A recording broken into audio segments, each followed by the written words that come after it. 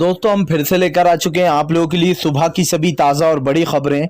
एक एक कर आपको सारी खबरों की जानकारी देंगे आज देश दुनिया में क्या कुछ हो रहा है। दरअसल दोस्तों सबसे पहली जो बिग ब्रेकिंग निकल कर आ रही है, किसानों का बड़ा ऐलान। बोले फिलहाल 2024 तक चलेगा ये आंदोलन। जी हाँ, 2024 तक यहीं बैठेंगे जब तक मोदी सरकार को हटा नहीं देते। इसके बारे में आपको बताएंगे। वहीं पर दोस्तों अगली बिग ब्रेकिंग में हम आपको बताएंगे, विपक्ष ने बोला जमकर हमला। बोले फिलहाल सोशल मीडिया प्लेटफॉर्म पर जानबूझकर ऐसी गाइडलाइंस बनाई गई हैं जिससे दोस्तों लोगों की जो एक प्राइवेसी है दोस्तों वो खतरे में पड़ती है, जिसको लेकर आपको पता होगा दोस्तों कि जो व्हाट्सएप है वो दिल्ली हाई कोर्ट चला गया। अब इसको विपक्ष ने भी निशाना साधा है। इसके बारे में भी आपको विस्तार से बताएंगे। वहीं पर दोस्तों अगली बिग ब्रेकिंग में हम आपको बताएंगे शाह पर हुई एफआईआर दर्ज। जी हां, शाह पर एफआईआर दर्ज क्यों नहीं हुई, कर्नाटक हाई कोर्ट ने लगाई जमकर फटकार। इसके बारे में आपको विस्तार से बताएंगे। वहीं पर दोस्तों अगली बिग ब्रेकिंग में हम आपको बताएंगे। जी दरअसल दोस्तों आप लोगों को लगातार जो है यहाँ पर मोदी सरकार के ऊपर विपदा। दरअसल आपको बताया दोस्तों अब जो है यहाँ पर लक्षद्वीप में मोदी सरकार के 8 नेताओं ने अपना इस्तीफा दे दिया। जी बीफ को लेकर ये सारी सियासत मचा है, घमासान हो गया, हर जगह से बीजेपी को झटका। इसके बारे में भी आपको विस्तार से बताएंगे। वहीं पर दोस्तों आईएमए के डॉक्टरों ने उत्तराखंड से लगाया बाबा रामदेव के ऊपर 1000 करोड़ का जुर्माना। जी बोले फिलहाल ये लगातार डॉक्टर का मनोबल गिरा रहा है ये बाबा रामदेव। इसके बारे में भी आपको विस्तार से बताएंगे। वहीं पर दोस्तों अगली बिग ब्रेकिंग में हम आपको बताएंगे। जी दरअसल दोस्तों आपको बता दें प्रफुल्ल पटेल को हटाने की मांग। बोले फिलहाल मुस्लिम 90% मुस्लिम आबादी है जो लक्षद्वीप में, उस पर जानबूझकर बिफ बंद किया जा रहा है, जिसको लेकर दोस्तों अब सियासत मच गई है। इसके बारे में भी आपको विस्तार से बताएंगे। वहीं पर दोस्तों अगली बिग ब्रेकिंग में हम आपको बताएंगे योगी सरकार को लगने लगा डर। जी यूपी में दिखाई दे रही अपनी करारी हार। अखबार ने भी छाप दिया कि अगर अभी वोट हो जाए तो मोदी जी 100 का आंकड़ा भी पार नहीं कर पाएगी यूपी में योगी की सरकार। इसके बारे में भी आपको विस्तार से बताएंगे। वहीं पर दोस्तों किसानों को मिला दोस्तों सभी पार्टियों का समर्थन। बोले फिलहाल किसानों की बात सुनना चाहिए सरकार को। 6 महीने हो गए, 6 महीने से दोस्तों कल किसानों ने काले झंडे भी लगाए थे और कई जगह पुतले भी फूके गए, लेकिन अब सरकार के ऊपर सवाल उठ रहा है कि मोदी सरकार का घमंड देखिए। एक तरफ कोरोना से जाने जा रही है, दूसरी तरफ किसान सड़कों पर बैठा। इसके बारे में भी आपको विस्तार से बताएंगे। वहीं पर दोस्तों अगली बिग ब्रेकिंग में हम आपको बताएंगे। जी हाँ, दरअसल दोस्तों आप लोग बता दें व्हाट्सएप ने भी जो यहाँ पर ठेंगा दिखाया, कहीं ना कहीं मोदी सरकार के खिलाफ बगावत कर दी है दोस्तों। और इसके लेकर एक चीज से और जोड़ा जा रहा है कि फिलहाल मोदी जी ने जो गाइडलाइन बनाई है, चाहे वो दोस्तों ट्विटर की हो, इंस्टाग्राम की हो या फेसबुक की दोस्तों, इससे आपकी और हमारी जो निजी जानकारी है दोस्तों सरकार के पास जाएगी और इसी को लेकर चिंता में है व्हाट्सएप। इसके बारे में भी आपको विस्तार से बताएंगे। तो सारी खबरें दोस्तों एक एक कर देंगे। फिलहाल खैर चलिए बढ़ते हैं सबसे पहली और सबसे बड़ी खबर की ओर। दरअसल दोस्तों आप लोग बता दें कृषि कानूनों को लगातार दोस्तों आपको बता दें 6 महीने हो चुके। 6 महीने को लेकर कल दोस्तों किसानों ने जमकर काला दिवस मनाया। लेकिन दोस्तों आपको बता दें आज राकेश टिकैत का बयान निकल कर आया, जहां पर राकेश टिकैत ने कहा कि 6 महीने में सरकार नहीं मानी, इसका साफ मतलब है कि सरकार आगे भी नहीं मानने वाली। अब हमारे आंदोलन की रूपरेखा पूरी तरीके से बदल जाएगी। हम आंदोलन को एक नए रूप रंग के साथ तैयार कर रहे हैं। राकेश टिकैत ने कहा कि यह आंदोलन अब 2024 तक चलने वाला है, ये फाइनल है। किसान नेता राकेश टिकैत ने साफ कहा है कि फिलहाल किसान अपनी हार किसी भी तरीके से बर्दाश्त नहीं करेगा। और सल्यूट है दोस्तों, वाकई में किसानों को सल्यूट है। गर्मी निकाल दी, सर्दी निकाल दी दोस्तों, और अब बारिश आने वाली है, उसका भी किसानों ने इंतजाम कर लिया। सच में दोस्तों एक काबिल तारीफ है। क्यों तारीफ कर रहा हूं दोस्तों मैं, क्योंकि ऐसे सड़कों पर बैठना दोस्तों और पूरे 6 महीने निकाल देना, ये दोस्तों किसी बड़ी जीत से कम नहीं है। हर जगह किसानों की दोस्तों प्रशंसा हो रही है, हर कोई किसान की तारीफ कर रहा है और मोदी सरकार को आड़े हाथ ले रहा है। इससे एक बात साफ होती है दोस्तों कि हमारे देश में सरकार की मनमानी चलती है। आज किसान सड़कों पर बैठा है लेकिन सरकार अहंकार में डूबी हुई है। फिलहाल खैर चलिए हम बढ़ते हैं दोस्तों एक और अगली बिग ब्रेकिंग की तरफ। बता दोस्तों अगली जो बड़ी खबर निकल कर आ रही है, हाई कोर्ट के जज का बड़ा फरमान। बोले फिलहाल अमित शाह के ऊपर क्यों नहीं की गई है एफआईआर दर्ज। जी दरअसल दोस्तों आपको बता दें अब कर्नाटक कोर्ट ने जमकर फटकार लगाते हुए कहा कि फिलहाल अमित शाह के ऊपर अभी तक एफआईआर दर्ज क्यों नहीं हुई। आपको बता दोस्तों अमित शाह ने कर्नाटक में जाके जमकर कोरोना फैलाया था, जिसको लेकर अमित शाह के ऊपर खुद जो है यहाँ पर जज ने, हाई कोर्ट के जज ने दोस्तों ये कहा है कि फिलहाल अमित शाह के ऊपर अभी तक एफआईआर दर्ज क्यों नहीं हुई? उनके ऊपर भी एफआईआर दर्ज होना चाहिए। जिस तरीके से उन्होंने दोस्तों कर्नाटका में, आपको बता दें, कोरोना फैलाया, बेसिकली जो रैलियां की है उसको लेकर सवाल उठ रहा है। आपको बता दें दोस्तों, जितनी भी जगह है, चाहे वो पश्चिम बंगाल हो, अमित शाह हर जगह बिना मास्क के दिखाई दिए। जी हाँ, पहले नंबर पे मोदी जी है, दूसरे पर अमित शाह। ये दो लोग ऐसे हैं जिनको फोटो खिंचाने का काफी शौक है। जी हाँ, लोग मर भी रहे होंगे तो ये कहेंगे जरा हमारी एक सेल्फी ले लो मरते हुए के साथ। इनकी ऐसी रणनीतियां दोस्तों, और ये बात झुटलाई नहीं जा सकती कि अमित शाह जो बड़ी बड़ी बातें करते हैं, हिंदू मुसलमान की बातें करते हैं, आज वो अमित शाह पूरी तरीके से गायब है, अदृश्य हो गए। आखिर अमित शाह कौन से कोपचे में घुस के बैठे हैं दोस्तों, ये जनता पूछना चाह रही है। और मुझे नहीं लगता कि जनता को बता पाएगी ये सरकार, क्योंकि आज जिस तरीके से लोग परेशान हो रहे हैं और देश का गृह मंत्री गायब है, लोगों की लगातार कोरोना से मौतें हो रही हैं, लोगों के पास खाने को खाना नहीं है दोस्तों, ये सरकार की ही नीतियां हैं जिसकी वजह से आज देश पूरे खतरे में पड़ चुका है फिलहाल। खैर चलिए हम बढ़ते हैं दोस्तों एक और अगली बिग ब्रेकिंग की तरफ। बता दोस्तों अगली जो बड़ी खबर निकल कर आ रही, बाबा रामदेव का घमंड के ऊपर दोस्तों फूटा विपक्ष का गुस्सा। बोले आखिर बाबा रामदेव के ऊपर किसका हाथ है जो बाबा रामदेव इतनी बड़ी बड़ी बातें बोल रहे हैं। दरअसल दोस्तों बाबा रामदेव ने कल एक बड़ा बयान दिया था जहां पर उन्होंने कहा था कि आईएमए के डॉक्टर कुछ भी कर ले आईएनए के, लेकिन फिलहाल किसी के बाप में दम नहीं है जो मुझे गिरफ्तार कर ले। सोचिए दोस्तों, एक तो बाबा की चोरी, ऊपर से सीना जोरी। बाबा के अंदर इतना अहंकार आ कहां से रहा है दोस्तों, ये सोचने वाली बात है कि किसी के बाप में दम नहीं है जो मुझे गिरफ्तार कर ले। यानी कि दोस्तों जब सैया भय कोतवाल तो डर का आएगा, वो जो कहावत है वो मोदी और बाबा रामदेव के ऊपर बिल्कुल फिट है। क्योंकि बाबा रामदेव अच्छे से जानते कि मोदी जी से मेरा अच्छा याराना है, इस देश का प्रधानमंत्री नरेंद्र मोदी है, मैं चाहे कितने भी घटिया बयान दूंगा, कितनी घटिया हरकत करूंगा, तब भी जेल में नहीं जाऊंगा। और ये बीजेपी वालों की आदत है। वरना देखिए आप, सब्बित पात्र आराम से घूम रहा है। बीजेपी के जो नेता दोस्तों बड़े बड़े विवादित बयान देते हैं, जी हाँ, कपिल मिश्रा जैसे लोग को दंगा भड़काने में भी जब जेल ना भेजा जाए तो फिर आप समझ लीजिए दोस्तों कि बीजेपी की सोच कहां तक है। ये अपने लोगों को बचाते हैं और जो लोग दोस्तों सच्चाई बोलते हैं उनको जेल भेजते हैं। इनकी रणनीतियां दोस्तों और इनकी जो सरकारी की काम है वो इस तरीके का काम है। आप समझ सकते हैं दोस्तों कि आज सरकार किस तरीके से बेरहमी पर उतर आई है। सरकार के खिलाफ कोई एक्शन नहीं होता। जो सरकार के साथी है, जो दोस्त हैं सरकार के, बड़े बड़े लोग, उनके ऊपर कोई कार्रवाई नहीं। लेकिन आम जनता अगर ये बात बोल देती या विपक्ष बोल देता दोस्तों तो अभी तक मोदी सरकार ने उसको गिरफ्तार करा लिया होता। कांग्रेस ने भी बड़ा हमला बोलते हुए कहा कि फिलहाल बाबा रामदेव के पीछे किसका हाथ है ये सब लोग जानते हैं। जी हाँ, इस देश का प्रधानमंत्री ही जब बाबा रामदेव का सपोर्ट करता हो दोस्तों तो फिर किसी और से जो यहां पर उम्मीद भी क्या रखी जा सकती है। आप खुद सोचिए दोस्तों कि बाबा रामदेव जैसे लोग जो कि साफ साफ ये बोल रहे हैं कि किसी के बाप में दम नहीं है कि मुझे गिरफ्तार कर ले, इसका क्या मतलब होता है? बाबा रामदेव को आखिर किसका सपोर्ट मिल गया है जो बाबा रामदेव इतने ज्यादा उचक रहा है फिलहाल। खैर चलिए हम बढ़ते हैं दोस्तों एक और अगली बिग ब्रेकिंग की तरफ। बता दोस्तों कोरोना ने फिर तोड़े रिकॉर्ड। जी हाँ, 2 घंटे में दोस्तों आपको बताया 2 लाख के पार, 24 घंटे में दोस्तों 2 लाख के पार नए मामले आ गए। दरअसल दोस्तों आप लोग बता दें, लगातार कोरोना की स्थिति सुधर रही थी, लेकिन अब सडनली फिर से एक बार बढ़ोतरी होती हुई दिखाई दे रही है। 2 लाख नए मामले सामने आ चुके, यानी कि मोदी सरकार के बड़े बड़े दावे फुस फिलहाल। खैर चलिए हम बढ़ते हैं दोस्तों एक और अगली बिग ब्रेकिंग की तरफ। बता दोस्तों अगली जो बड़ी खबर निकल कर आ रही है, लक्षद्वीप में मची उथल पुथल। जी हाँ, दरअसल दोस्तों आपको बता दें जबरदस्त तरीके से लक्षद्वीप में उथल पुथल मच गई है। जी हाँ, आपको बता दोस्तों उपराज्यपाल के चलते 8 नेताओं ने दोस्तों अपना इस्तीफा दे दिया। जी हाँ, दरअसल दोस्तों आप लोग बता दें सारा मामला बीफ को लेकर हो रहा है। जी हाँ, आपको बता दोस्तों 90% जो यहाँ पर लक्षद्वीप में आबादी है वो मुस्लिमों की है। बेसिकली वहां पर मुस्लिम ज्यादा है।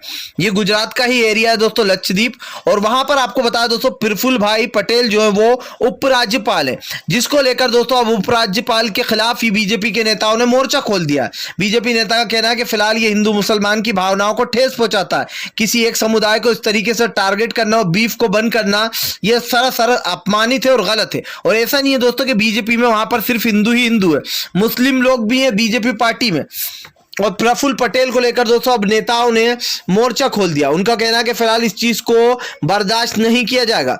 जिस तरीके से जो यहाँ पर मीट को बंद किया जा रहा है, बीफ को, इसको लेकर दोस्तों लोगों ने हल्ला बोल दिया। और इस बात को दोस्तों झुटलाया नहीं जा सकता कि मोदी सरकार हमेशा से हिंदू मुसलमान की राजनीति करती आई है। इसीलिए प्रफुल्ल पटेल भी दोस्तों उसी राह पर निकल पड़े जिस राह पर नरेंद्र मोदी थे कभी। अब आप सोचिए कि यहाँ पर सरकार की जो काली नीतियां है वो इनके ही नेता विरोध कर रहे हैं।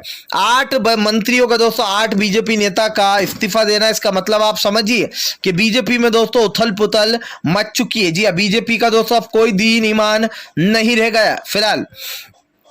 खैर चलिए हम बढ़ते हैं दोस्तों एक और अगली बिग ब्रेकिंग की तरफ। बता दोस्तों अगली जो बड़ी खबर निकल कर आ रही, योगी सरकार को लगा डर, अपनी ही सत्ता जाने से बौखलाई योगी सरकार। दरअसल दोस्तों आप लोग बता दें कितना ही बीजेपी अपना ढिंढोरा पीट ले, लेकिन अब उसके दिल में दोस्तों दहशत बैठ चुकी है। मैं आपको लिख के दे सकता हूं दोस्तों कि बीजेपी बंगाल की हार से बौखला चुकी है, इनकी पूरी जो शक्ति थी वो खो चुकी है। तभी तो दोस्तों लगातार मीटिंगें हो रही, लेकिन बात यह नहीं है। एक सर्वे किया गया दोस्तों बीजेपी का अंदरूनी सर्वे, जिसमें यह पता चला है दोस्तों बीजेपी को कि फिलहाल अगर अभी की हालत में चुनाव हो गए तो दोस्तों 90 का आंकड़ा भी पार नहीं कर पाएगी बीजेपी, और यह अखबार ने छापा भी है, आप देख सकते हैं। लेकिन सवाल यह दोस्तों कि आज भारतीय जनता पार्टी को अपनी हार का डर लग रहा है, लेकिन इससे बचने के लिए भारतीय जनता पार्टी कौन सा मंत्र मारेगी, क्योंकि बंगाल में तो दोस्तों इनकी करारी हार हो चुकी है। यूपी में दोस्तों किसानों ने पहले ही हल्ला बोल दिया है कि योगी को हटाना तय, 2022 में इनका इस्तीफे, इनका जो सरकार से जाना है वो तय है, क्योंकि यहां पर किसानों ने साफ कर दिया था कि फिलहाल वो वोट नहीं देंगे भाजपा को। लेकिन दोस्तों अब योगी को डर लग रहा है, कोरोना में जिस तरीके से लोगों ने अपने लोगों को खोया है, और दोस्तों आम जनता यूपी में जैसे परेशान हुई है, इसको लेकर कहीं ना कहीं योगी सरकार फंस गई है। सोचिए दोस्तों, वो बड़े बड़े बीजेपी के अंधभक्तों के दावे, जो बड़े बड़े अंधभक्त थे जो कहते थे कि देखना मोदी जी के बाद योगी जी ही देश के प्रधानमंत्री बनेंगे, सोचिए दोस्तों ये बंदा अपनी सीएम की कुर्सी नहीं बचा पा रहा है, वो क्या जो है यहां पर पीएम बनेगा देश का। और ऐसे लोगों को भैया पीएम बनना भी नहीं चाहिए, वरना ये तो पूरे देश को ही बेच खाएंगे। जी हाँ, ये मोदी तो फिर भी हिंदू मुसलमान ही कर रहा है, ये तो लगता है मुसलमानों को देश से ही बाहर निकाल देगा, ये ऐसा बंदा है।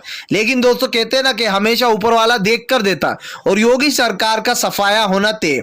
आप लिख के रख लीजिए दोस्तों, 2022 में सफाया तय है, क्योंकि फिलहाल अब के साल जो बर्बकता फैलाई है, जिस तरीके से हिंदू मुसलमान हुआ है, जिस तरीके से लोगों ने अपने लोगों को खोया है, लगातार रेत में लोगों को दफनाया गया है, ये भारतीय जनता पार्टी की हार का बिगुल है दोस्तों, क्योंकि ममता बनर्जी ने बिगुल फूंक दिया था और ये शुरुआत थी दोस्तों। अब ममता बनर्जी का सपोर्ट कहीं ना कहीं दोस्तों अखिलेश यादव और को भी मिलेगा।